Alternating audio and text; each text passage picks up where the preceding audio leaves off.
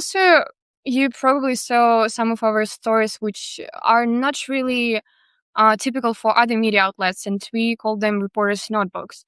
So usually, reporters are those people who are kind of like left out when we are talking about the people who are who are living through some of the events. And usually, our voices are also not that heard because we are like according to some of the journalistic standards we are staying neutral, we are not voicing our opinions, but this are kind of stories when we are having this right, like to voice our opinions on some of the issues that are happening around us, because we are not only reporters actually, but also people who are living through all of the events which are occurring basically around us. So I'm talking about like the war, the shellings, and the massive attacks, as Miroslav already said, that we are those people who are waking up after the sleepless night because of some of the massive attack happened, and we are going back to work. We are returning to our stories. We are trying like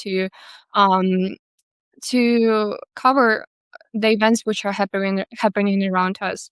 So here we are allowed to share our emotions. We are allowed to share our reflections. And the standard of this, like of every story that you are reading, is basically we are trying to answer the question: why should the story deserve your attention? Why should you care? Actually, why should I care when I read this story? So, whenever any reporter comes to me, these are kinds of questions that I'm usually asking them.